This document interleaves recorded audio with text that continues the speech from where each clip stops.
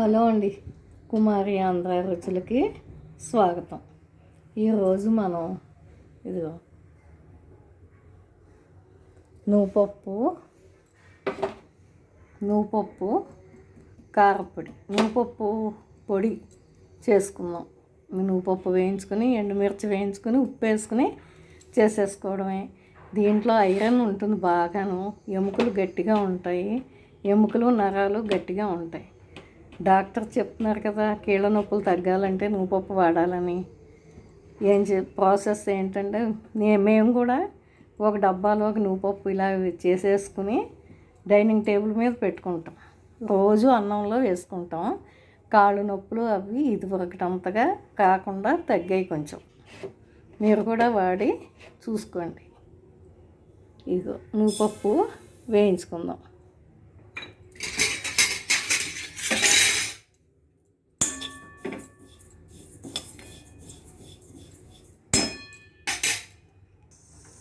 ఇదిగోండి, చూసారా, కొంచెం కలర్ మారింది, వేగిపోతుంది.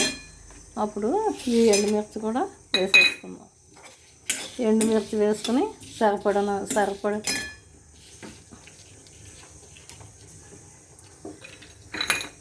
ఇదిగో ఎండుమిర్చి వేసుకుని సరిపడినంత సాల్ట్ వేసుకోవడమే. ఎండుమిర్చి వేగిన తర్వాత వేసుకో.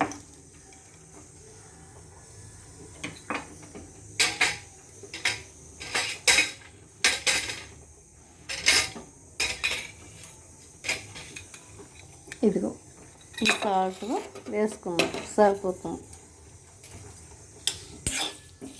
ఇది చూసారా, కలరు బ్రౌన్ కలర్లోకి వస్తుంది పప్పు అంతా. ఇంకా ఎక్కువ కూడా మిక్సీలో ఆడేసుకుని స్టోర్ చేసుకోవచ్చు. ఇదిగో సాల్ట్, ఇదిగో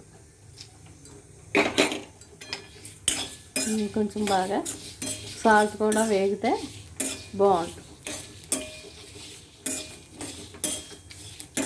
అంతే.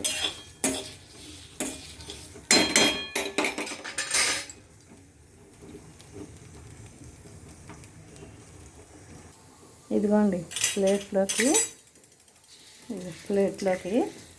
తీసుకున్నాను. చల్లారాక మిక్సీ పట్టేసుకోవడం. మరీ ముద్దలా కాకుండా కొంచెం పౌడర్లా పట్టుకుంటే అన్నంలో గానుగ నూనె వేసుకు తినొచ్చు, నెయ్యి వేసుకు తినొచ్చు, బాగుంటుంది. కందిపొడిలాగా, కారపొడిలాగా ఇది కూడా నువ్వుపప్పు పొడి. ఇదిగోండి, మిక్సీ పట్టుకున్నాక ఇదిగోండి, చూసారా, చక్కగా ఇలాగా నువ్వు పొడి ఆడుకుని స్టోర్ చేసి పెట్టుకుంటే డైనింగ్ టేబుల్ మీద చక్కగా అన్నంతో పాటు ఇది కూడా రోజు తింటే కాళ్ళు నొప్పులు, కీళ్ళ నొప్పులు ఉండవు. ఐరన్ బాగుంటుంది, బలంగా ఉంటాం చక్కగా. అదొకటి. ప్లస్ ఆఫీసులు అవి వెళ్ళి వచ్చిన వాళ్ళు చక్కగా ఇంకొకటి ఏదో ఏమీ లేదు, వండుకోవడానికి ఏమీ కనిపించట్లేదు అనుకున్నప్పుడు చక్కగా ఇది కూడా వేసుకు తినేయచ్చు, బాగుంటుంది. ఇడ్లీలో తినొచ్చు చక్కగా, ఇది అన్నంలో కూడా బాగుంటుంది.